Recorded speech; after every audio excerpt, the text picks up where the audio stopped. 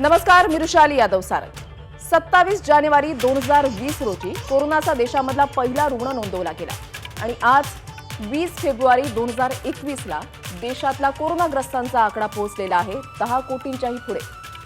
गेलं वर्ष कोरोनाच्या सावटातच गेलं. सॅनिटायझर, मास्क, सोशल डिस्टन्सिंग याचं पालन केलं गेलं आणि त्यामुळे आपल्या राज्यामध्ये अनलॉकची पावलं टाकली गेली. मात्र अनलॉक झाला आणि लोक जणू काही घडलंच नाही असं काही न्यू नॉर्मल झाल्याच्या आविर्भावामध्ये फिरतायत. कदाचित त्याचाच परिणाम म्हणून आता पुन्हा एकदा कोरोनाचं संकट घोंगावू लागलंय. महाराष्ट्रातला कालचा दिवसभरातला कोरोनाग्रस्तांचा आकडा हा 6112 वर पोहोचला आणि त्यात सर्वाधिक आकडा हा विदर्भातला आहे. अमरावती, यवतमाळमध्ये कोरोनाचा संसर्ग वाढतोय. मात्र इथल्या नमुन्यांच्या तपासणी अहवालानुसार ब्रिटन, दक्षिण आफ्रिका, ब्राझील या देशांमध्ये आढळलेल्या नवीन विषाणू प्रकारासारखा कोणताही बदल दिसून आला नाही असं आरोग्य विभागानं स्पष्ट केलंय. मग आता हा कोरोनाचा प्रसार कुठून सुरू झाला, हा किती घातक आहे, सद्यस्थिती पाहता काय काळजी घ्यायला हवी, आपलं नेमकं चुकतंय कुठे, असे एक ना अनेक प्रश्न तुमच्या आमच्या मनामध्ये आहेत.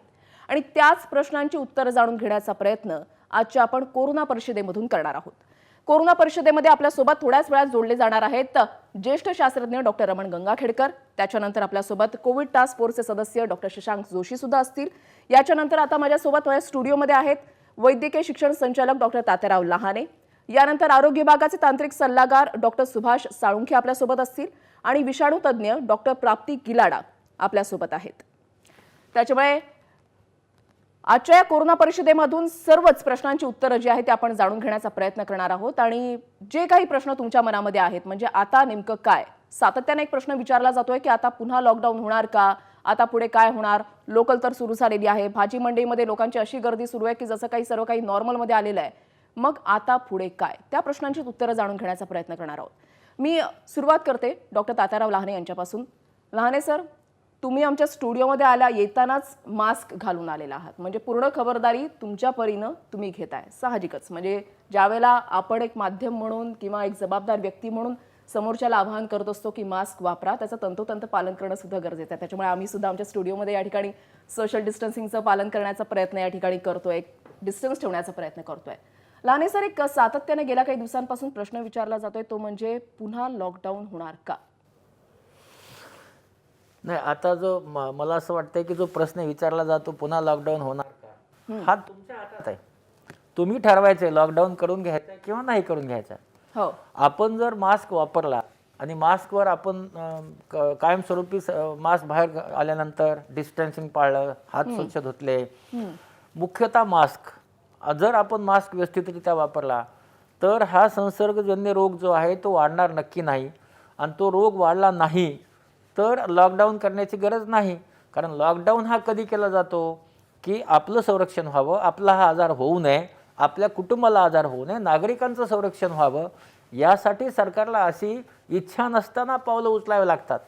आणि म्हणून आपण जर आपला मास्क व्यवस्थित घातला, आपली स्वतःची काळजी घेतली, आपलं कुटुंब आपली जबाबदारी आहे जसं सांगितले माननीय मुख्यमंत्री महोदयांनी तशी जबाबदारी घेतली तर लॉकडाऊनची निश्चित गरज नाही.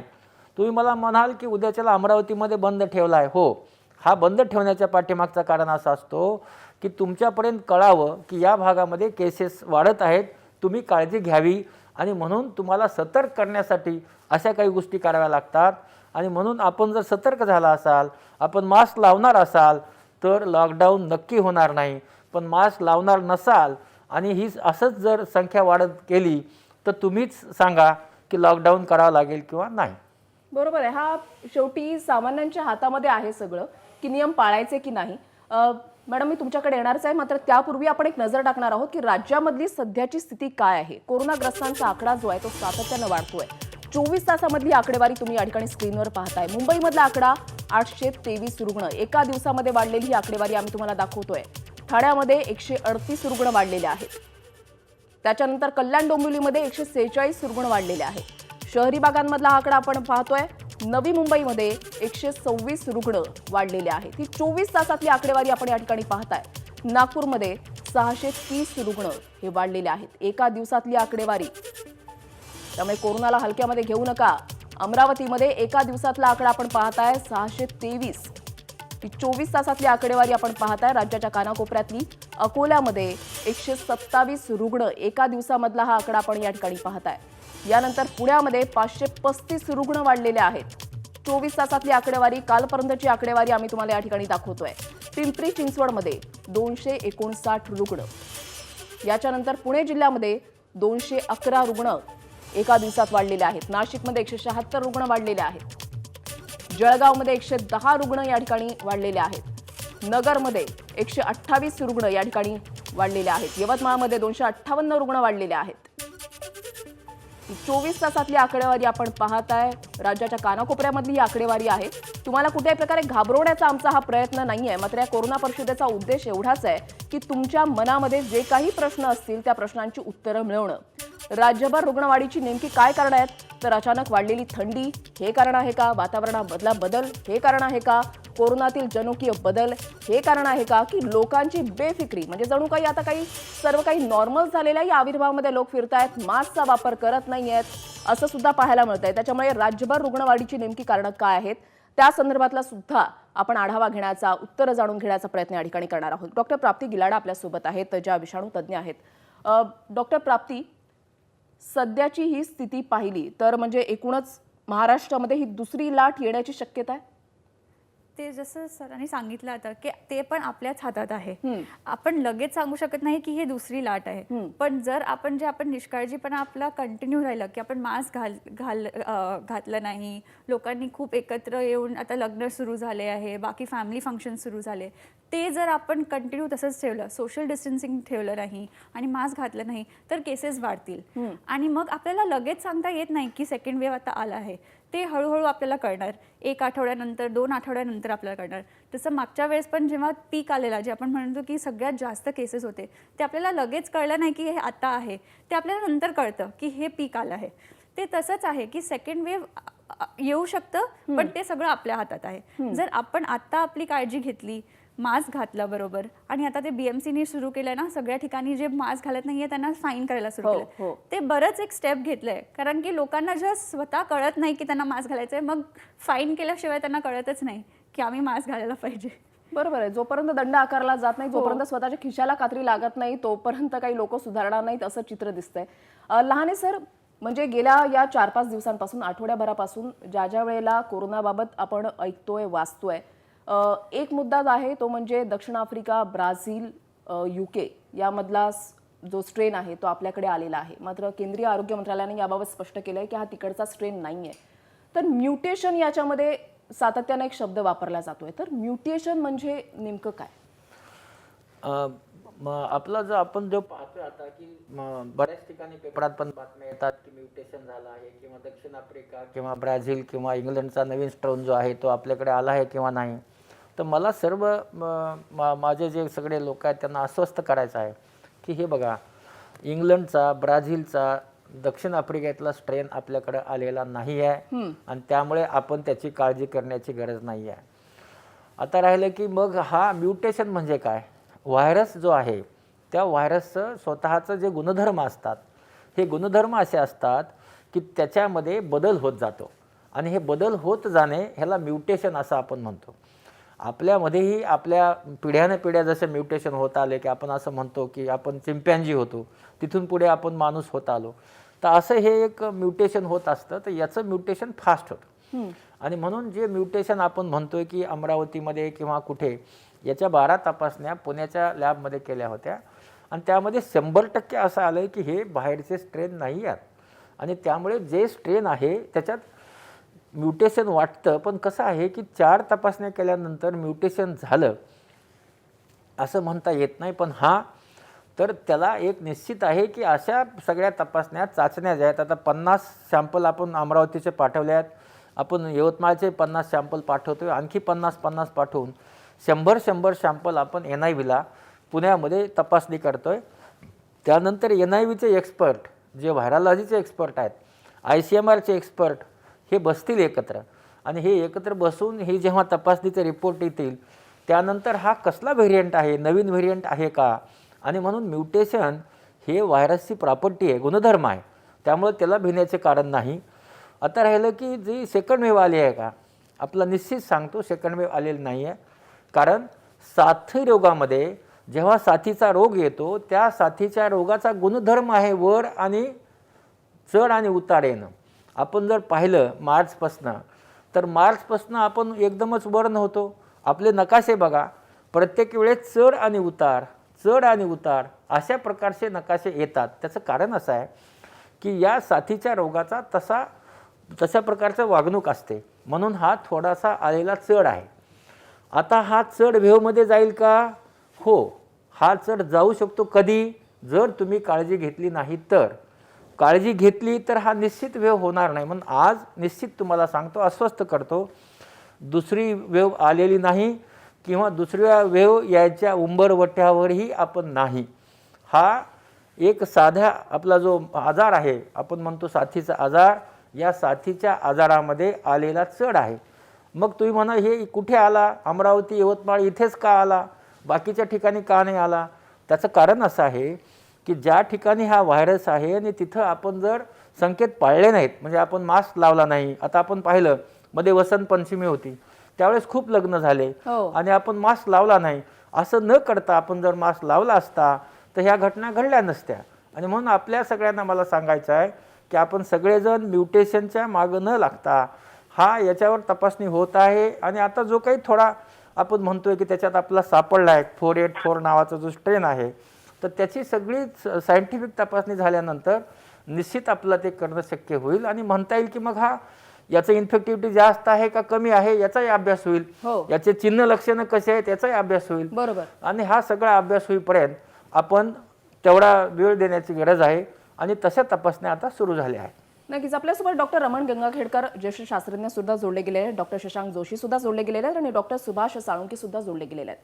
मी सुरुवातीला गंगाखेडकर सरांकडे जाते. गंगाखेडकर सर, म्हणजे आता ही कोरोनाचा संसर्ग वाढल्यानंतर नवनवीन शब्द समोर येत आहेत. आता म्युटेशनच्या बाबतीत जसं तात्याराव लहाने यांनी सविस्तरपणे सांगितलेलं आहे, सुपर स्प्रेडर हा सुद्धा शब्द समोर आलेला आहे, स्ट्रेन हा सुद्धा शब्द समोर आलेला आहे. तर सुपर स्प्रेडरमध्ये नेमके कोणकोणते घटक येत आहेत याच्यामध्ये, म्हणजे कशामुळे हा स्प्रेड वाढतोय? नाही, बघा, सुपर स्प्रेडर म्हणून त्या जे व्हेरियंट बद्दल आपण विचार करतोय तसा विचार करणं सध्याच्या घडीला तरी जरुरी नाही. कारण आपण काय असं म्हणू शकत नाही प्रत्येकाला जे इन्फेक्शन होतंय हे नवीन व्हेरियंटमुळे होतंय.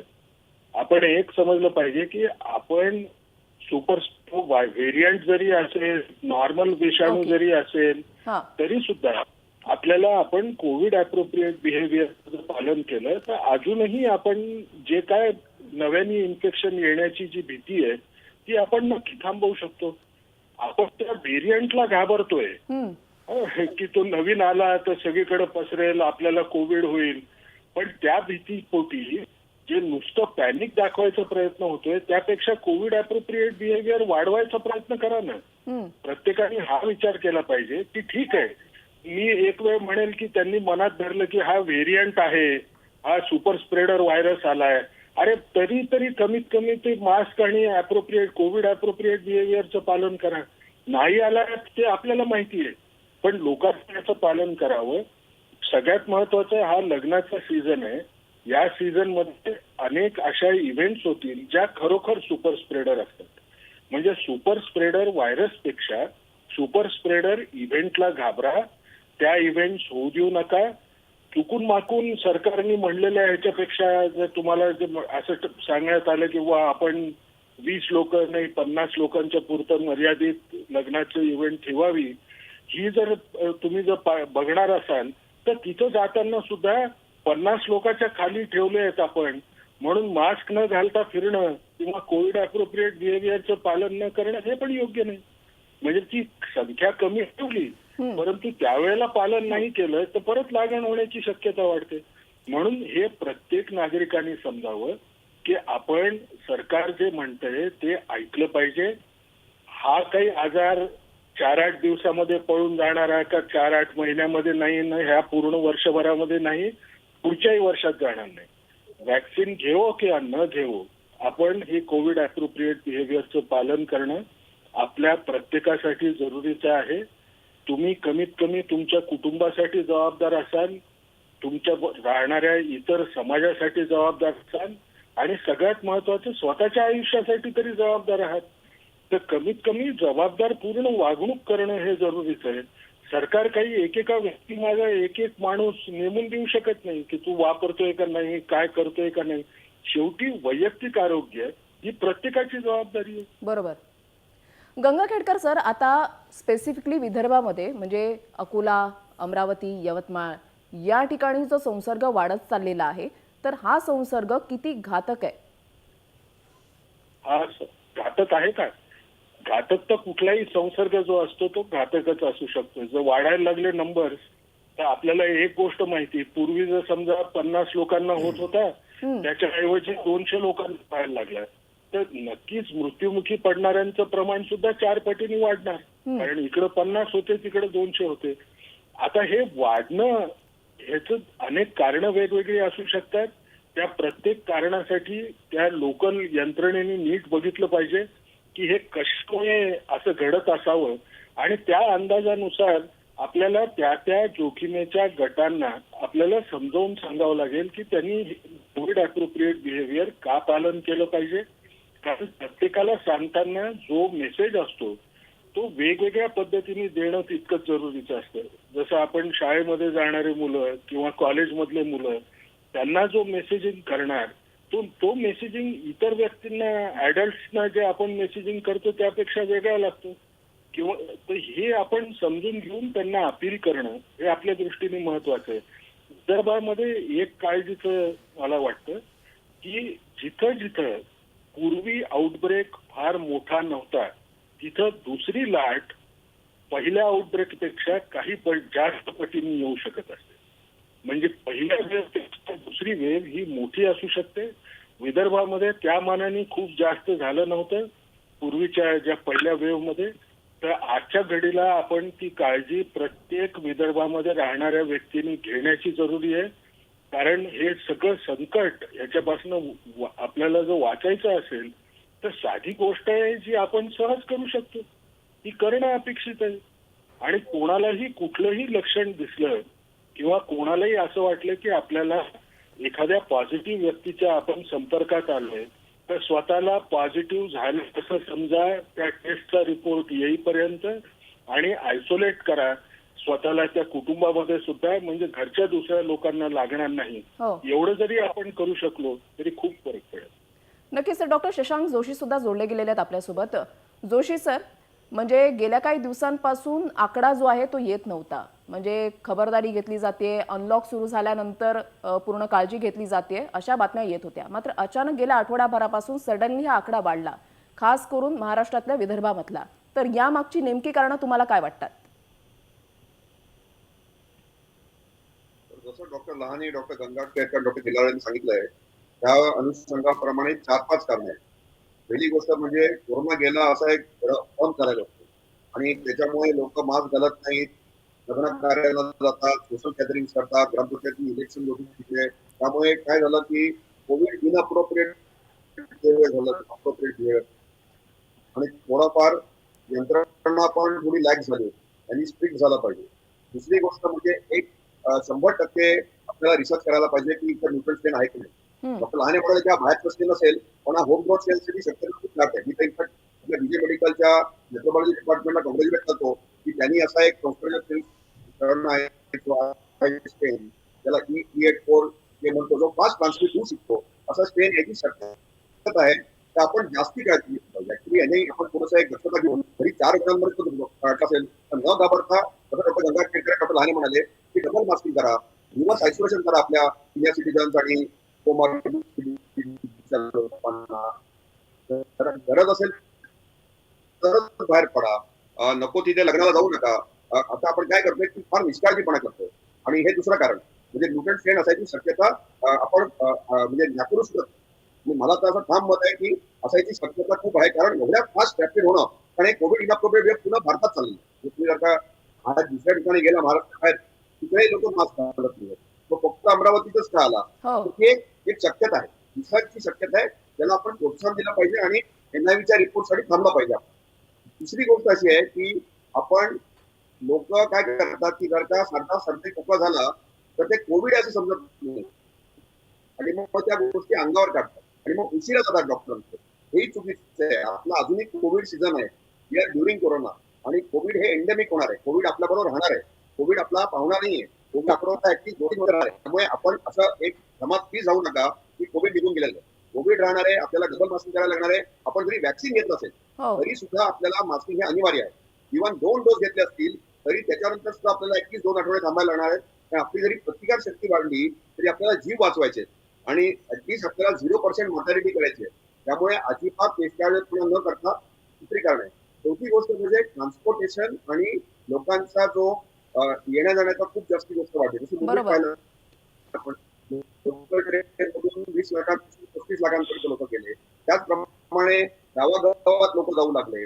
मुंबईतून, शहरातून, विदर्भात लोक जायला लागले. तर ह्या सगळ्या ज्या मुवमेंट होतात बरोबर आहे जोशी सर, तुम्ही अत्यंत महत्त्वाचे मुद्दे या ठिकाणी मांडताय. आणि आता सध्या लोकांची विचारसरणी अशी झालेली आहे की वॅक्सिन तर आलेली आहे ना, मग आता कसली भीती. मात्र लोकांच्या हेही लक्षात आलं पाहिजे की वॅक्सिन घेतल्यानंतर सुद्धा काही डॉक्टरांना, स्पेसिफिकली काही डॉक्टरांना कोरोनाची लागण पुन्हा झालेली आहे. त्याच्यामुळे या मुद्द्यावर सुद्धा आपल्याला यायचं आहे. बिंदास राहून चालणार नाही. आपली काळजी आपणच घेतली पाहिजे, कारण आरोग्यमंत्र्यांनी सुद्धा सांगितलेलं आहे की मीच माझा रक्षक. एक छोटासा आपण ब्रेक घेणार आहोत. ब्रेकनंतर ही चर्चा आपल्याला अशीच सुरू ठेवायची आहे. पाहत रहा एबीपी माझा.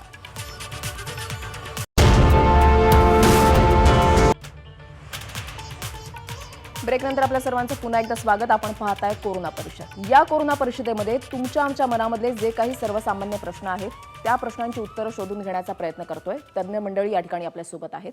पहिल्या टप्प्यामध्ये आपण या ठिकाणी चर्चा केलेली आहे की राज्यामधली नेमकी स्थिती काय आहे, कोरोनाग्रस्तांचा आकडा कशा पद्धतीने वाढतोय, नेमकी कारणं काय आहेत. बेफिक्री हे कारण आहे का? तर हो, मास्क वापरला जात नाहीये, सोशल डिस्टन्सिंगचं पालन केलं जात नाहीये. मात्र खास करून स्पेसिफिकली आपल्या महाराष्ट्रातला विचार केला तर विदर्भामधले 3 जिल्हे अमरावती, अकोला, यवतमाळ हे आता नवे हॉटस्पॉट बनत चाललेले आहेत. आणि अमरावतीमध्ये आणि यवतमाळमध्ये एक नवा विषाणू आढळलेला आहे. सुरुवातीला ग्राफिक्सच्या माध्यमातून आपण त्यावर नजर टाकूयात आणि त्या अनुषंगाने चर्चा करूयात. कोरोनाचा विळखा वाढत चाललेला आहे. अमरावतीमधून जे नमुने पाठवण्यात आलेले होते त्या नमुन्यांमध्ये E484Q व्हायरस हा आढळलेला आहे. यवतमाळच्या नमुन्यांमध्ये N4400K हा व्हायरस आढळलेला आहे. जनुकीय बदल आंध्र प्रदेशच्या व्हायरसशी संबंधित आहेत अशी सुद्धा माहिती जी आहे ती आपल्यापर्यंत पोहोचते.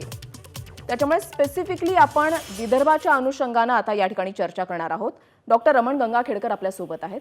गंगाखेडकर सर, हा जो व्हायरसचा प्रकार अमरावती आणि यवतमाळमधला, जी वाचनामधून आलेल्या बातम्यांमधून आमच्या समोर जो प्रकार आलेला आहे की हा व्हायरस जो आहे तो त्या ठिकाणी पसरतोय, तर हा किती घातक आहे? जसं तुम्ही मगाशी सांगितलं की प्रत्येक व्हायरस हा घातक आहेच, प्रत्येक विषाणू हा घातक आहेच, मात्र हा आता ह्युमन बॉडीवर कशा पद्धतीने इम्पॅक्ट करेल आणि किती प्रमाणामध्ये पसरू शकतो? नाही, एक गोष्ट आपण लक्षात ठेवली पाहिजे.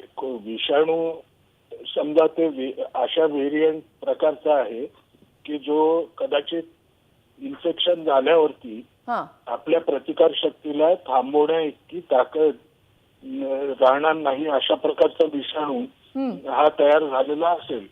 परंतु जरी झालेला असला तरी त्याला घाबरायची जरुरी नाहीये. जेव्हा आपल्याकडे पब्लिक हेल्थ फोर्स चांगला आहे, त्याचे कॉन्टॅक्ट त्या लोकांचे ट्रेस होत आहेत, त्यांना जर आयसोलेट करू शकलो तर आपण हा विषाणू पसरण्यापासून थांबवू शकतो. सगळ्यात महत्वाचं आपण काय लक्षात ठेवलं पाहिजे, आपल्या महाराष्ट्रामध्ये आपलं पब्लिक हेल्थ डिपार्टमेंट हे सज्ज आहे, चांगल्या प्रतीचं काम करू शकतं. आणि सगळ्यात महत्वाचं म्हणजे सध्याच्या घडीला फर्स्ट वेव्ह डिक्लाइन होतीये, फर्स्ट वेव्ह कमी होताना दिसतीये. तर नवीन पेशंट रुग्णांची संख्या ही आवाक्याच्या बाहेर जाणार नाही त्या पब्लिक हेल्थ डिपार्टमेंटच्या इतपत आहेत. मग म्हणून आपण एवढं करणं जरुरीचं आहे की या विषाणू तयार झाला याबद्दल आपण चिंता दाखवावी, पण पॅनिक होऊ नये. जे काम सरकार करू शकतं, त्यांना कॉन्टॅक्ट ट्रेसिंग करून आयसोलेट करणं, त्याचे कॉन्टॅक्टचे टेस्टिंग करणं, हे सर्व प्रकार आपण नक्कीच चांगले उभे करू. पण प्रत्येक व्यक्तीने कोविड अप्रोप्रिएट बिहेवियरचं पालन केलंच पाहिजे, कारण ते जर नाही केलं तर आपण कुठल्या प्रकारे थांबवू शकणार नाही. सरकारचं योगदान देईल, पण मास्क घालायचं काम, हात धुवायचं काम हे कोण करणार? हे आपण सर्वांनी केलं पाहिजे. विषाणू किती घातक असू द्या, जोपर्यंत पब्लिक हेल्थ डिपार्टमेंट काम करू शकतं तोपर्यंत ते जास्त घातक असू शकत नाही. आणि मला एका गोष्टीची खात्री आहे की महाराष्ट्रामध्ये आपण कॉन्टॅक्ट ट्रेसिंग चांगलं करू शकू. नक्कीच. डॉक्टर सुभाष साळुंके आपल्या सोबत आहेत. साळुंके सर, म्हणजे आता ट्रान्सपोर्टेशन आपल्याकडे सुरू झालेलं आहे. एका जिल्ह्यातून दुसऱ्या जिल्ह्यामध्ये सहजासहजी आपण प्रवास करतोय, ट्रॅव्हलिंग करतोय. त्याच्यामुळे ही शंका नाकारता येत नाहीये की त्या ठिकाणी विदर्भामधली काही लोक जे आहेत ती या भागामध्ये, मुंबई पुण्यासारख्या शहरी भागांमध्ये किंवा इतर जिल्ह्यांमध्ये गेलेले नसतील. मात्र हा स्प्रेड किती प्रमाणामध्ये वाढू शकतो, तुमचा काय अंदाज आहे?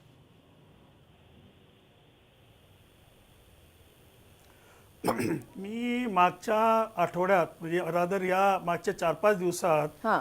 अकोला आणि अमरावती या 2 जिल्ह्यातल्या ग्रामीण भागासह शहरी भागामधला पूर्णपणे आढावा घेऊन आलेलो आहे. हो. तिथली काय नेमकी स्थिती आहे मी स्वतः पाहिलंय आणि हे क्लिअर दिसतंय आपल्याला की नागपूरपासून ते औरंगाबादपर्यंत वेगवेगळ्या जिल्ह्यांच्या मधून आता ऑलरेडी मोठ्या प्रमाणामध्ये केसेस वाढायला लागल्यात.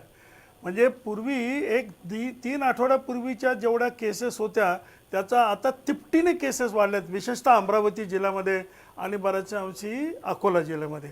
त्याचा अर्थ निश्चित असा आहे की या जिल्ह्यामधून इतर जिल्ह्यांच्या मध्ये ट्रान्समिशन सुरू झालेलं आहे आणि ते साहजिक आहे. आता आपण म्हटलं तसं बसेस चालू आहेत, ट्रेन्स चालू आहेत, लग्न चालू आहेत, लोक जाये करतायत. मग त्याच्यामध्ये व्हायरसचं ट्रान्समिशन होणं हे नैसर्गिक किंवा हे स्वाभाविक आहे. आणि त्या दृष्टीने आता या क्षणी ही एक महत्त्वाची स्टेप आपल्याला आहे की ते तिथंच लोकलाइज कसं राहील. सगळ्यात एक चांगली गोष्ट अशी आहे की जी मी स्वतः या 2-3 जिल्ह्यातली पाहिली ती म्हणजे कसं these are all localise spots. म्हणजे विशिष्ट जागीच हे आपल्याला केसेसचं प्रमाण जास्त मिळते. आपल्या सुदैवानं या संपूर्ण इन्फेक्शन किंवा संपूर्ण सगळ्या विलेजेसमध्ये, सगळ्या गावांमधनं, संपूर्ण जिल्ह्यात त्याचा प्रसार अजून झालेला नाही. मी जसं परवा कलेक्टरांच्या बैठकीमध्ये आणि डिव्हिजनल कमिशनरांच्या बैठकीमध्ये स्पष्ट सांगितलं की we still have window of opportunity open. आपली ही जी काही आपल्या हातामध्ये असणारी जी ऑपॉर्च्युनिटी आहे, आपल्याला जी एक संधी आहे, अजून हे दार बंद झालेलं नाही आहे. आणि म्हणून जेवढं लवकर आपण याच्यावर तातडीने कारवाई करू, कंटेनमेंट मेजर्स करू, त्याच्यासाठी लागणारी काय उपाययोजना करायचे हे काय नवीन शोधायची गरज नाही आहे. हे गेली वर्षभर आपण करतोय. त्याच्यासाठी बाहेरच्या कुणाही सायंटिस्टची गरज नाही आहे, आपल्याला इतरांनी कुणी सांगायची गरज नाही. महाराष्ट्राने यशस्वीरित्या हे करून दाखवलेलं आहे. तेच फक्त परत निश्चितपणे त्याला प्रगती त्यात होईल असं पाहावं. आणि शेवटचा मुद्दा मला असं वाटतं, आत्तापर्यंत आपण एक महत्त्वाची गोष्ट त्याच्यावर जास्त फोकस केली नाही, ती आता करावी लागेल. आणि ती म्हणजे संपूर्ण शासकीय यंत्रणा आणि प्रशासकीय यंत्रणेचंच हे सगळं काम आहे हे जे समजतोय आपण, ते मला मान्य नाही. बरोबर. याच्यामध्ये लोकांचा सहभाग, परवा मी मूर्तिजापूरला होतो, तिथे तिथले सन्माननीय आमदार होते, तेव्हा त्यांच्याबरोबर आम्ही बोलत होतो, सगळे बाकीचे मंडळी होते. मी त्यांना म्हटलं, साहेब तुम्ही आहात, सरपंच साहेब आहेत, तर तिथे जर होम आयसोलेशनचा पेशंट आहे घरी, तर तो घराच्या बाहेर जाणार नाही हे आमच्या आशा किंवा अंगणवाडीनेच पाहिलं पाहिजे का? तिथल्या लोकप्रतिनिधींनी त्याच्यावरती थोडं बहुत तुमचं जे काही वजन वापरून की बाबा हे करू नको असं म्हणायला काय अडचण नाही आहे. बरोबर. किंबहुना माझा असा आग्रह आहे आता की कुठल्याही परिस्थितीमध्ये लोकांचा सहभाग, जनप्रतिनिधींचा सहभाग आणि जबाबदारी ही आता आपल्याला वाढवलीच पाहिजे. नक्कीच. कोरोनाला रोखण्यासाठी प्रत्येकानं जबाबदारीनं वागणं फार गरजेचं आहे. यंत्रणा, डॉक्टर्स आपलं काम करतायत. मात्र मी काय करणार किंवा मला तर कामावर जायचं आहे, मी तर बिंदासपणे बाहेर पडेन, मास्क तोंडावर असला काय, खाली असला काय, काय फरक पडतो, हे जे लोकांचे विचार आहेत ना, ते कुठेतरी बदलले गेले पाहिजेत. याच मुद्द्यावरून मी शशांक सरांकडे सुद्धा जाणार आहे. आणि साहजिकच आता जसं सांगितलेल्या साळुंके सरांनी की तिथल्या तिथे यंत्रणा जी आहे ती सक्षम करणं ती आहे आपल्याकडे, मात्र ती आणखीन यंत्रणा कशा पद्धतीने वाढवता येईल, कशा पद्धतीने टेस्टिंग वाढवता येतील यावर सुद्धा विचार करणं गरजेचं आहे. याच मुद्द्यावर आपण पुढे चर्चा करणार आहोत. एक छोटासा ब्रेक घेऊयात, कुठेही जाऊ नका, पाहत रहा एबीपी माझा.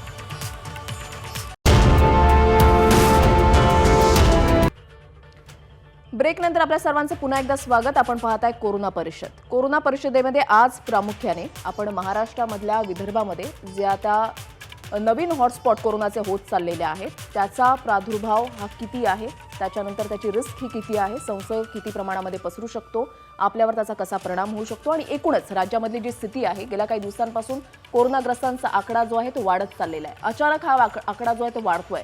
त्याच्यामुळे साहजिकच सर्वसामान्यांच्या मनामध्ये प्रश्न आहे की अचानक हे काय झालं, अचानक हा आकडा कसा वाढतोय. मात्र लक्षात घ्या, आतापर्यंत जी चर्चा आपण केलेली आहे त्याच्यामध्ये एकच याच्यामधून लाईन आपल्याला मिळते की ती म्हणजे कुठेतरी तुम्ही आम्ही सर्वच जण याच्यामध्ये सर्वच जण जबाबदार आहेत, कुठेतरी बेफिकीर झाल्याचं पाहायला मिळतंय. खास करून सामान्य माणूस प्रवास करत असताना काय करतो तर मास्कचा वापर करत नाहीये. मी स्वतः मुंबईच्या लोकलमधून प्रवास करते सध्या तरी, मात्र त्यावेळेला सुद्धा काही जण मास्कचा वापर करतायत, काही जण मास्कचा वापर करत नाहीये. त्याच्यामुळे थोडंसं गाफील राहून चालणार नाहीये. मला आता गंगाखेडकर सरांकडे जायचंय. गंगाखेडकर सर, जसं आता स्पेसिफिकली तुम्ही सांगितलेलं आहे की अमरावतीमधला आणि याचा जो नवीन विषाणू सापडलेला आहे अमरावती आणि यवतमाळमधला, घातक तर आहेच, पसरू तर शकतोच. मात्र आता एकूणच राज्यामधली स्थिती जर आपण पाहिली तर कशा पद्धतीनं खबरदारी घेणं, खास करून टेक्निकली दृष्ट्या सुद्धा आणि सर्वसामान्यांच्या दृष्टीनं सुद्धा ते किती महत्त्वाचे आहे आणि कशा पद्धतीनं आता काळजी घेतली गेली पाहिजे?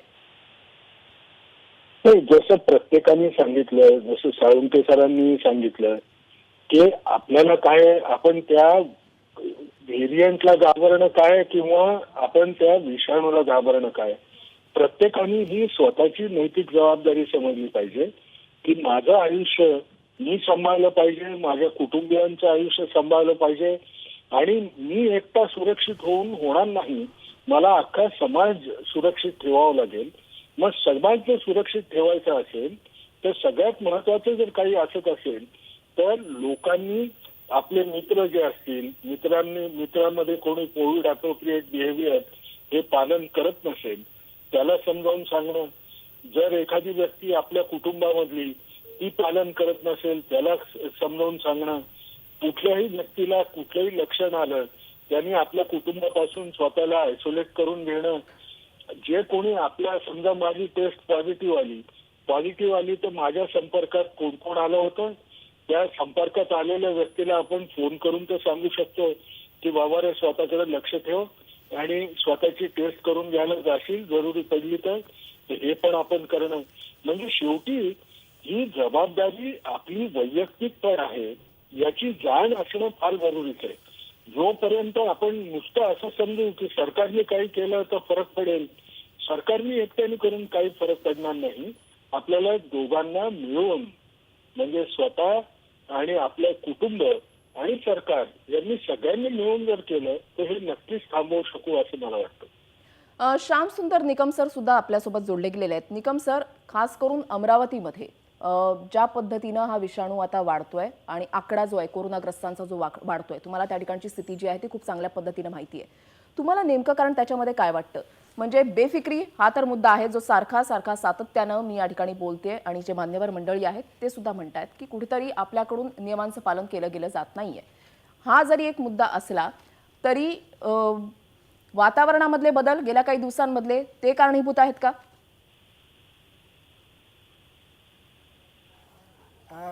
मला आता जसं गाखेकर सरांनी म्हटलं किंवा साळुंके सरांनी जे म्हटलं, माझ्या जे लक्षात आलेलं आहे तसं की आम्ही ते पाहतोय की कुटुंब पॉझिटिव्ह निघत आहेत. याचा अर्थ हाच आहे की ज्याला लक्षण आहे आपण त्यांना कितीतरी सांगितलं, जसं आपण RT-PCR टेस्ट नमुना घेतो आणि त्यावर लिहिलेलं असतं की आपण स्वतःला आयसोलेट ठेवायचं आहे, तर याचं पालन कदाचित होत नाही आहे. ते खुलेआम घरातच फिरतात, कोविड ॲप्रोप्रिएट बिहेवियर ज्याला म्हणतो आपण त्याचं पालन करत नाही आहे आणि त्यामुळं हे सगळं वाढतं आहे. आता आम्ही असं पण पाहतो आहे की बरेचदा आपण सॅम्पल घेतल्यानंतर आम्ही त्यांना फोन करतो की तुम्ही तुमचा नमुना पॉझिटिव्ह, आपण घरीच थांबा, आम्ही तुम्हाला घ्यायला येऊ, आमची गाडी येणार आहे. तरीही लोक स्वतःच्या वाहनाने येण्याचा प्रयत्न करत आहेत आणि ही आमच्यासाठी चिंतेची बाब आहे. त्यामुळे आम्ही आता त्या दृष्टीनं जे काही साळुंके सरांनी इथे आल्यानंतर ज्या आम्हाला सूचना दिल्या होत्या त्यानुसार आमचं प्लॅनिंग झालेलं आहे आणि त्या प्रकारे आम्ही आता कार्यवाही करत आहोत. फक्त लोकांमध्ये एक जागरूकता करणं, त्यांना कोविड ॲप्रोप्रिएट बिहेवियर जे सर सगळेच जण सांगतायत त्या दृष्टीनं वागणं आणि सगळ्यात महत्त्वाचं म्हणजे ज्याला लक्षणं असतील, ज्याला सर्दी ताप असेल किंवा काही याचं जर असेल तर त्यांनी इतरांपासून वेगळं राहणं हे करून घेणं गरजेचं आहे. असं एक महत्त्वाची बाब आता आमच्या लक्षात, म्हणजे माझ्या तरी एक लक्षात आलेली आहे. निकम सर, या ठिकाणी आणखी महत्त्वाची गोष्ट मला त्या ठिकाणी नाही म्हणजे सर साळुंखे सर ते आले असताना मला त्यांनी उच्चारलेलं एक वाक्य अजूनही आठवतं. त्यांनी एक असं वाक्य म्हटलं की तुम्ही आता कोरोनाची चेष्टा करतायत, उद्या चालून कोरोना तुमची चेष्टा करेल तेव्हा खूप हाल होतील. हे सरांचं वाक्य मला खरं एक अंडरलाईन केल्यासारखं सगळ्यांनी लक्षात ठेवा असं वाटतं आता. नक्कीच, अगदी कारण जेव्हा महत्त्वाचं ह्या वाक्य. आता हो. रुग्णांच्या संख्या वाढतील हां आणि रुग्णांची संख्या वाढल्यानंतर आमच्या हॉस्पिटलच्या ॲडमिशन्स वाढतील. त्यातलं जे काय आपण 2% जरी म्हटलं, 2000 जर पेशंट आले आमच्याकडे 2% म्हटलं तरी ते जे होतील ते अतिशय सिरियस राहणार आहे, हे सगळ्यांना माहीत आहे. अगदी साधा सर्दी पडसा आहे, त्याला काय घाबरायचं, घरी राहून दुरुस्त होतो, ही एक बेफिकिरी लोकांमध्ये जी पसरली होती याच्या अगोदर, ती याला खरं म्हणजे कारणीभूत म्हणता येईल आपल्याला. निकम सर, या ठिकाणी आता हा जो नवा संसर्ग जो होतोय, जो स्पेसिफिकली आम्ही दाखवलेला होता मगाशी आमच्या स्क्रीनवर, त्याच्यानंतर निमोनियाची लक्षणं सुद्धा दिसत आहेत, निमोनिया सुद्धा काही ठिकाणी होतोय, हे किती गंभीर आहे? नाही आता यात आम्ही जो नवीन स्ट्रेन वगैरे आतापर्यंत अजून तर आमच्यापर्यंत असं ऑफिशियली काही आलेलं नाही आहे, त्याच्यामुळं ते आहे किंवा नाही हे नंतर गंगाखेडकर सर किंवा हे करतील. पण जो निमोनिया जो म्हणताय आपण, तो अगोदर जेव्हा हा आमच्याकडे पेशंट यायचे त्यांच्यामध्ये सर राहायचा, सिटी स्कोर जास्त असला तेव्हा पण रुग्ण यायची. यावेळेस थोडं एवढंच आहे की रुग्णसंख्या जास्त आहे, पण जी पेशंटची गंभीरता जी होती ज्या जास्त प्रमाणात ते थोडं कमी आहे, मृत्यूचं प्रमाण कमी आहे. पण याच्यामुळं हा आजार गंभीर नाही असं म्हणता येणार नाही, कारण का रुग्णसंख्या वाढली तर नक्कीच गंभीर रुग्णांची संख्या सुद्धा वाढेल. आणि म्हणून प्रत्येकानं माझी एक आपल्यामार्फत एक विनंती राहील की कोविड ॲप्रोप्रिएट बिहेवियर आपण सगळे जे सांगत आहात त्याचाच एक वापर आपल्याला या जीवघेण्या संकटातून वाचवू शकतं असं मला वाटतं. साळुंखे सर, या ठिकाणी एक महत्त्वाचा मुद्दा म्हणजे गेल्या काही दिवसांपासून मुंबईमध्ये टेस्टिंगचं, स्क्रीनिंगचं प्रमाण जे आहे ते वाढवण्यात आलेलं आहे. मात्र काही ठिकाणी म्हणजे असं आढळलेलं आहे की लोक आता टेस्टिंग करायला सुद्धा नकार देत आहेत. तर लोकांची ही मानसिकता बदलणं फार गरजेचं आहे, कारण की एका फ्लोअरवर जर समजा कोणी पॉझिटिव्ह आढळलेलं असेल तर त्या ठिकाणी पालिका प्रशासनाकडून जात आहे, त्या फ्लोअरवरच्या लोकांना टेस्टिंग करण्यासाठी विनंती करतायत, मात्र लोक त्याला रिस्पॉन्स देत नाहीयेत. तर अशा लोकांना तुम्ही नेमकं काय सांगाल?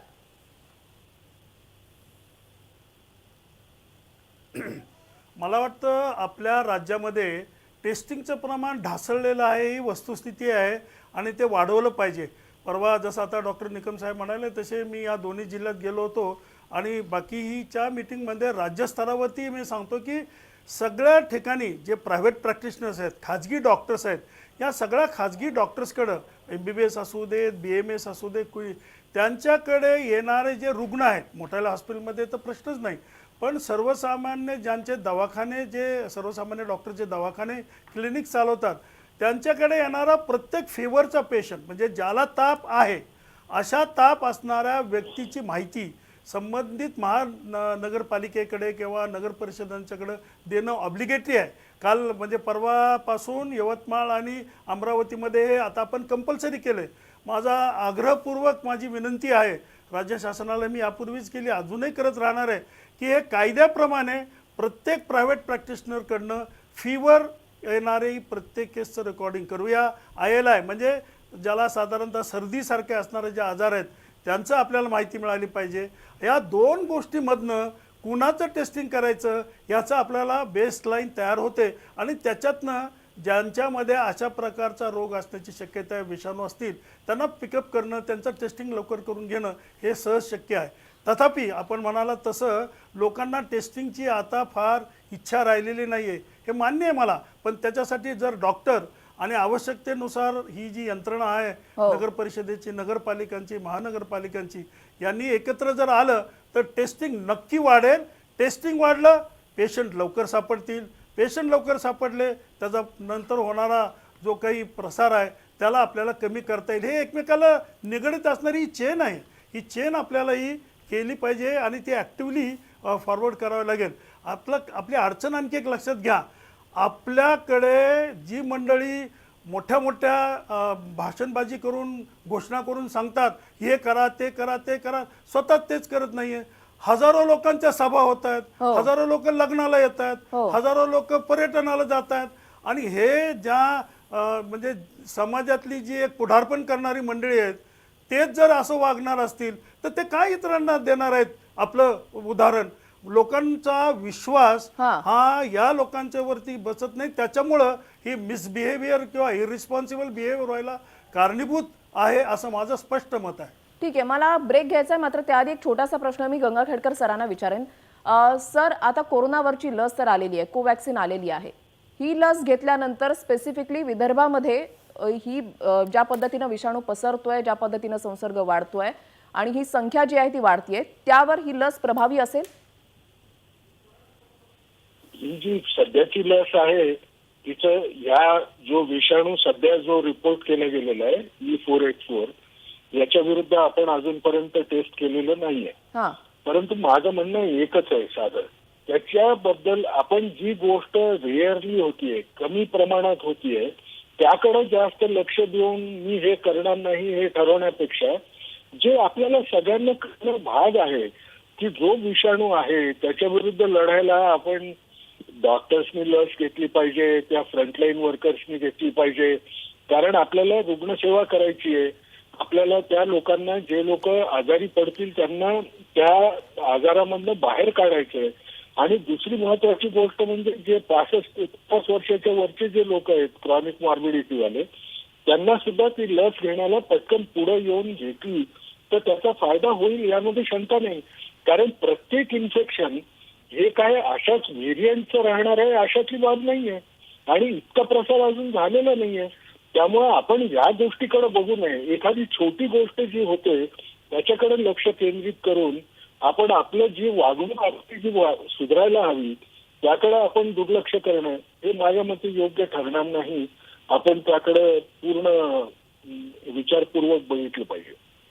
गंगाखेडकर सर, मगासपासून सातत्यानं एक मुद्दा जो आहे तो चर्चेला जातोय, म्हणजे तोच मुद्दा प्रत्येकाच्या बोलण्यामधला समान धागा म्हणजे हेच आहे की जर आपल्यामध्ये काही लक्षणं आढळली, साधं सर्दी पडसं जरी झालं तरी ते अंगावर न काढता तुम्ही दवाखान्यामध्ये गेलं पाहिजे. मात्र गंगाखेडकर सर, पुन्हा एकदा तोच मुद्दा येतो की डॉक्टरांकडे गेल्यानंतर सुद्धा काही जण एवढी बेफिकीर वागत असतात की सॅनिटायझरचा वापर करत नाही, ग्लव्सचा वापर केला गेला पाहिजे, तो ग्लव्सचा वापर जो आहे तो त्यांच्याकडून केला जात नाही. आता अशा पद्धतीने जर लोक बिहेव करत असतील, जर दुसरीकडे जात असतील, एखाद्या ठिकाणी हात लावला त्या ठिकाणचे किटाणू आपल्याला लागत असतील तर ते असे बाहेरचे किटाणू सुद्धा बाधक ठरू शकतात. बाहेरचे किटाणू बघा, याचा प्रसार जो होत असतो हे ड्रॉपलेट इन्फेक्शन आहे, त्यामुळे प्रसार होण्याची शक्यता आपण वाढवतो. म्हणूनच आपण कोविड अप्रोप्रिएट बिहेवियरचं आवाहन हे फक्त लोकांसाठी आहे म्हणून नाही, हे हेल्थकेअर वर्कर्सना सुद्धा ते आवाहन आहे जर ते वापरत नसतील तर. पण मला आता कुठेतरी जायला लागणार आहे म्हणून मी बाहेर निघेल. पण माझं फक्त एक म्हणणं आहे की सगळ्यात मोठं आपण काय करू शकतो की आपल्याला हे माहिती आहे की जवळजवळ 80% केसेस ट्रान्समिशन झाल्यामुळे ज्या होतात त्यांच्यामध्ये ट्रान्समिशन लक्षण येण्याच्या 2 दिवस आधी आणि लक्षण आल्यानंतर 2 दिवसानंतर होत असतात.